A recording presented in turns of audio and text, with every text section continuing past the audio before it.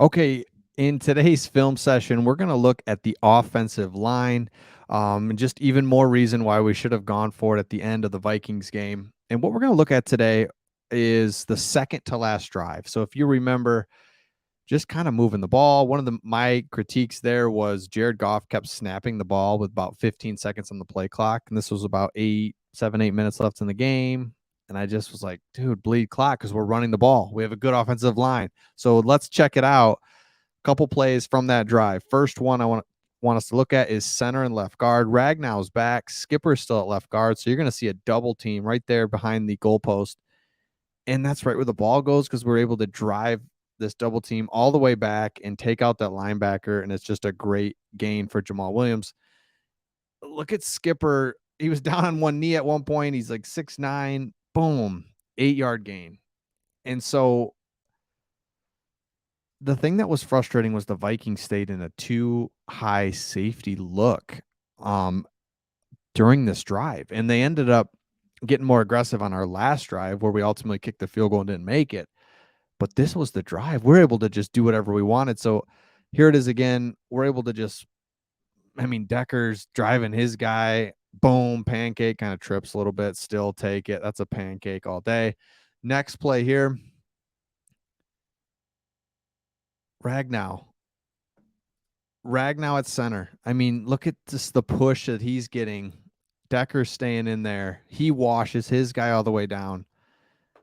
15-yard gain, right? So we're burning clock. This is where I was like, we're just keep running, keep burning clock. Next play here is this is where we make a mistake. So this is Ragnow at center. Check out Ragnow at center. He goes for the double team, doesn't get up to the linebacker. Linebacker makes a play. Ragnow kind of puts his hand out like, hey, I'm supposed to be blocking you. Come back here. Doesn't get it done. So now we for the first time kind of behind the chains a little bit, but still let the clock roll. Let the clock roll. We're up 10 at this point, I think. I think we're even up. Yeah, even still up. So then we're doing some jet motion. Another handoff.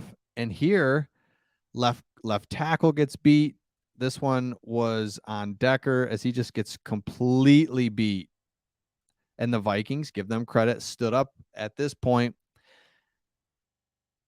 And I think that's Hunter or no for the Vikings. So anyway, now it's a third down, tough play coming up. So we were able to run the ball when we needed to, but we also, hey, look, not perfect, right? Not perfect by any means, but you have to stay with your offense, especially at the end of the game. So I don't even know why I'm talking about the end of the game. I'm still fired up about it, but our offensive line is very good, and we got to stick with the run. We've got to make some plays, but at the end of the day, when you look at what we did offensively, we were moving the ball, we were eating clock, things were good. Then when we hit a little bit of a snag, at the end of the game, it falls apart. We kick a field goal, defense can't hold up, game over. And so I've been saying it. We've been saying on this channel, the offense is good. We've got an offense. We've got the ability to stay on the field. We've got the ability to do things that we need to.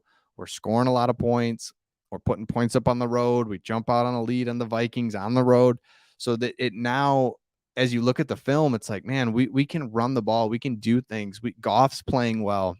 We got to stay aggressive. We have to stay aggressive. So run the ball, stay aggressive, go for it on fourth, which we were. I loved that. I love that because I think we're always gonna be in the 3rd and 2, 4th and 1s. Like go for it. Don't give the ball back.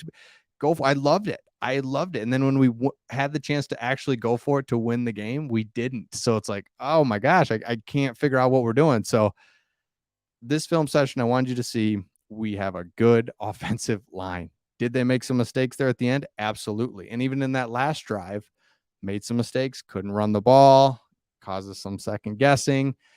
It was then 3rd and long on that last drive. We hand off to Jamal Williams. He's about to get a first down, gets tripped up. And then it's 4 yards to go, and we end up kicking it. So it's a game of inches. We know that. why we couldn't make the plays we needed to and how we lost that game. It just is more frustrating that Dan Campbell didn't let the offense go for it because they're making plays. Things could have happened, but at the end of the day, they didn't, and we have to move on from it. But we have a good offensive line.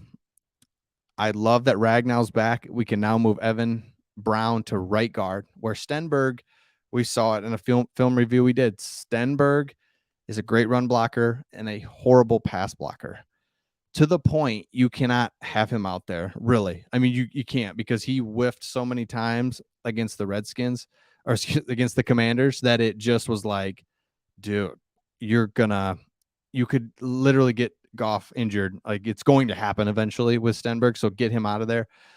Our offensive line is good. We got to stay aggressive. We didn't stay aggressive at the end, and it cost us. So make sure you subscribe. Let me know in the comments your thoughts on our offensive line and what we can be doing better. And we will see all of you on the next one.